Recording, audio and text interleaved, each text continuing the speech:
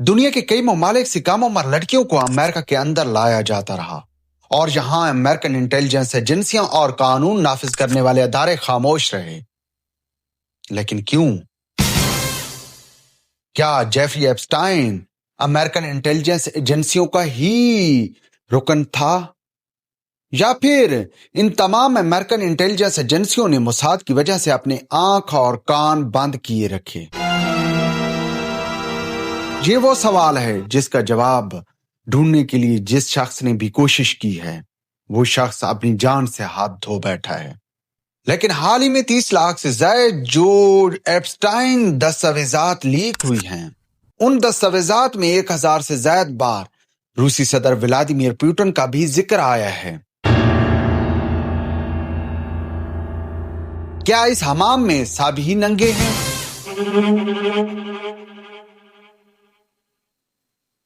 और शायद यही वो सवाल है जिसके लिए एप्स्टाइन को हमेशा के लिए खामोश करवा दिया गया। दिन है हफ्ते का, तारीख है 10 अगस्त 2019 की।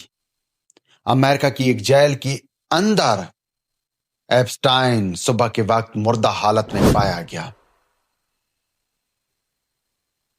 हर तरफ शोर मचा और हुकूमत की तरफ से कहा गया कि एप्स्टाइन ने खुदकुशी कर ली है।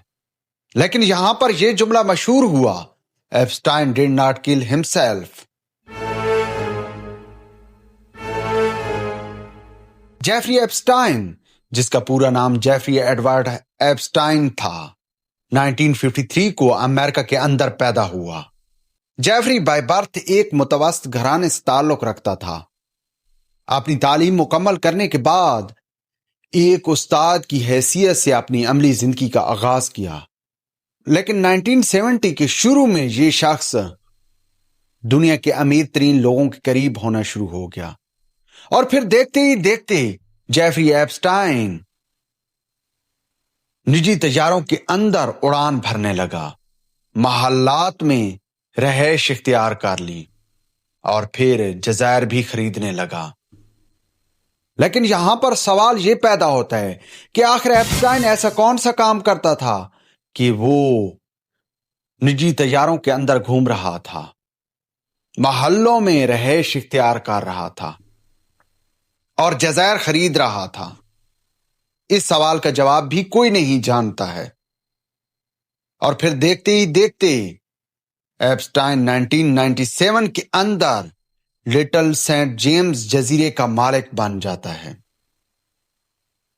ये वो जजीरा है जिसको 1917 के अंदर अमेरिकन गवर्नमेंट डेनमार्क से खरीदती है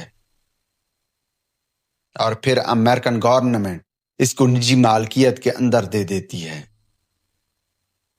और फिर 1997 के अंदर एप्स्टाइन इस जजीरे को खरीद लेता है और इस जजीरे पर जो थोड़ी बहुत कंस्ट्रक्शन थी उस कंस्ट्रक्शन में मजीद तब्दीली करता है और यहां एक बहुत आलीशान किस्म की बिल्डिंग बनाता है। दुनिया के कई ममालिक से कम उम्र लड़कियों को इस जजीरे पर लाया जाता।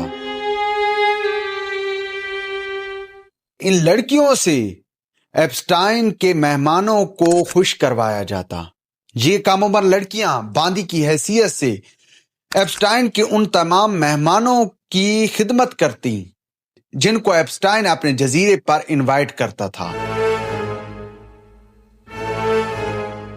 और एप्स्टाइन के जजीरे पर जाने वाले बहुत से लोग हैं जिनमें इस वक्त अमेरिकन सदर ट्रंप भी शामिल है। हालांकि अमेरिकन सदर ट्रंप की जानिब से कहा गया है कि हाल ही में जो दस्तावेजात लीक हुई हैं, इन दस्तावेजात में उसका नाम सिर्फ सियासी मकासद के लिए शामिल किया गया है।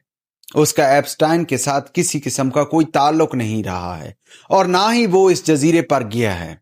दीगर वो तमाम लोग जिनके नाम सामने आए हैं उनमें से बेशतर तो यही कह रहे हैं। लेकिन असल सवाल अभी बाकी है और वो सवाल ये है कि ये शख्स एक लंबे अरसे तक हनी ट्रैप सल्तनत का किंग रहा है। वो दुनिया भर से लड़कियों को लाता था और यहां पर अमेरिकन इंटेलिजेंस एजेंसियां खामोशी इख्तियार किए बैठी रहीं।